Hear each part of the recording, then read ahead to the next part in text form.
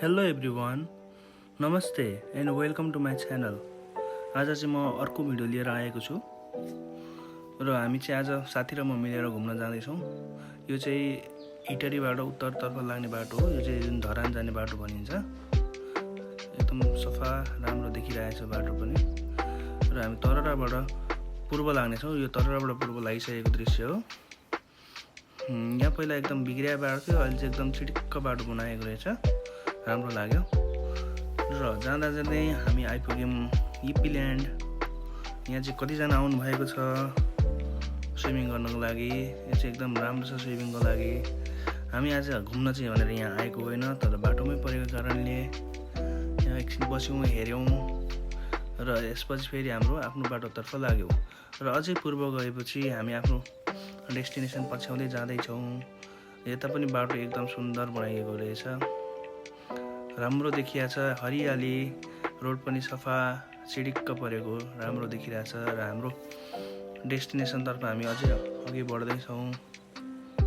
कतिलाई त थाहा पनि भइसक्यो होला यो बाटो देखेर हाम्रो डेस्टिनेसन कहाँ हो भनेर। र कति थाहा नहुने मानिसले पनि हेरिदिनु होला र थाहा हुनेले पनि हेरिदिनु होला। र हामी आफ्नो गन्तव्यतर्फ लाग्दैछौँ र आफ्नो गन्तव्य पनि पुग्न लागेको जस्तो महसुस भइरहेको छ। र हामी चाहिँ आफ्नो गन्तव्यमा फाइनल्ली आइपुगेका छौँ। यो चाहिँ हाम्रो गन्तव्यको बाहिरको दृश्य हो। र आज हामी आइसकेका छौँ तालतलैया। घुम्नको लागि एकदम नजिकै राम्रो ठाउँ मानिन्छ यो। र हामी गेटबाट भित्र पसिसकेका छौँ। र साथी र म अब टिकट काटेर भित्र जाने तयारीमा छौँ र हामी भित्र लाग्दैछौँ। यो चाहिँ तालतलैया जाने मुख्य ठाउँ हो। यहाँबाट हामी सिधै जान्छौँ। यहाँ हेर्न सक्नुहुन्छ धेरै राम्रो बनाएको छ। कलरिङदेखि लिएर सबै त पर्फेक्ट जस्तो देखिन्छ। र साथीले देखाउँदैछ मलाई डाइनोसर रहेछ हेर्न आउन भनेर। र मैले पनि डाइनोसरको क्लोज सर्ट लिएँ। र यहाँ चाहिँ तालतलैया लेखिएको रहेछ। यहाँ फोटो खिच्ने गर्छन् मानिसहरू। र पर फेरि मैले एउटा जिराफ देखेर मैले त्यसको पनि एउटा क्लोज सर्ट लिएँ। एकदम हरियोमा भित्र जिराफ बनाइएको रहेछ। र तालतलैया आइसकेपछि ताल त हुनै पर्यो। र यो चाहिँ तालतलैयाको ताल हो। यहाँ बोटिङ पनि हुने गर्दछ। र पारिपट्टि यसो जङ्गल जस्तो देखिरहेछ। राम्रो देखिरहेछ जङ्गल पनि। र हामी चाहिँ अब कता जाने के गर्ने भन्दै सल्लाह गर्दै हाँस्दै हिँड्दैछौँ।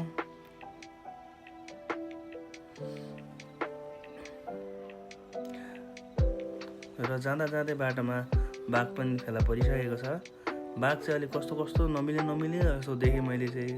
हजुरहरूलाई कस्तो लाग्यो प्रतिक्रिया दिनु होला।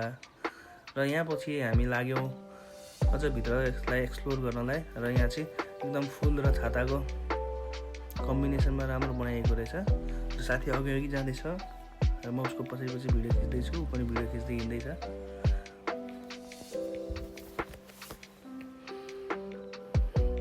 र यस्तै बाटोहरू हिँड्दै वरिपरिका दृश्यहरू हेर्दै हामी अघि बढ्यौँ। र यहाँ पनि सानो ताल जस्तो पोखरी देखियो। एकदम हरियोपन छ यहाँ। एकदम गर्मी भएको बेलामा मानिसहरू यहीँ आउने गर्दछन्।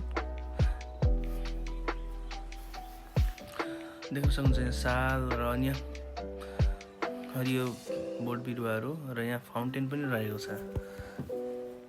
एकदम सुन्दर देखिरहेको छ। र हामी लाग्यौँ फेरि अर्को यो फुलहरूको दृश्य। र झन्डाले एकदम हाम्रो देशको झन्डा देख्दा एकदम खुसी लाग्छ फरफराउँदा।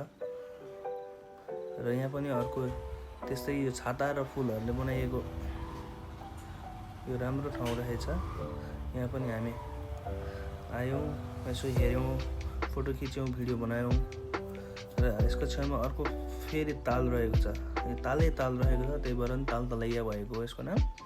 र र यहाँ हेर्नु सक्नुहुन्छ हाँस पनि एकदम पौडी खेलिरहेको छ।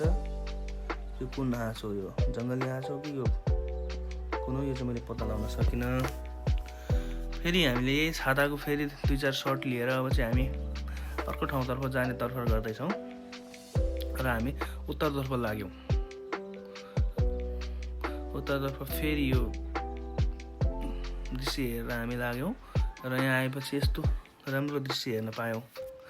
अनि हामीले यो दृश्यको फोटो खिचिसकेपछि साइडमा ट्री हाउस पनि देख्यौँ र ट्री हाउस जाने कि नजाने भन्दै बसिरहेका थियौँ र यसो विचार गऱ्यौँ र अब ट्री हाउस चाहिँ जानु पर्ला जस्तो भन्ने भएर हामी ट्री हाउसमाथि चढ्यौँ।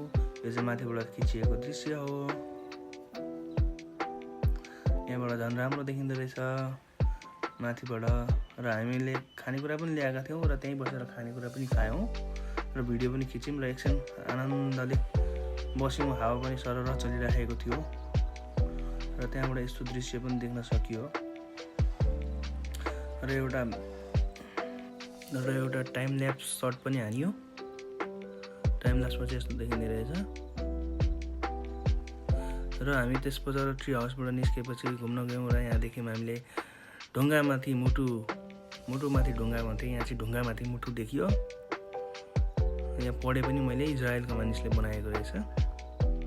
र त्यसपछि यो चाहिँ हामीलाई नयाँ ठाउँ लाग्यो, यहाँ जहाँ पुल बनाइएको रहेछ। यहाँ चाहिँ म पहिला आउँदा थिएन, अहिले चाहिँ पुल बनाएको रहेछ र पुलबाट हामीले यहाँ भिडियो खिच्यौँ र पुल पारी यस्तो देखिने रहेछ। एकदम शीतल, यहाँ पनि शीतल रहेछ। आनन्द भयो यहाँ आएपछि। र यहाँ बोटिङ पनि चलिरहेको थियो र मैले बोटिङ पनि यसो सुट गरेँ। र हामी तालतलाईबाट बाहिर निस्क्यौँ। यसपछि बाहिर निस्केपछि पारिपट्टि जुन मैले अघि सुरुमा देखाएको जङ्गल थियो, त्यो जङ्गलमा चाहिँ फिसिङ हुँदो रहेछ। यहाँ फिसिङ गर्न पाइँदो रहेछ र हामीले यहाँ फिसिङ गरेको पनि हेऱ्यौँ, त्यसै अवलोकन गऱ्यौँ र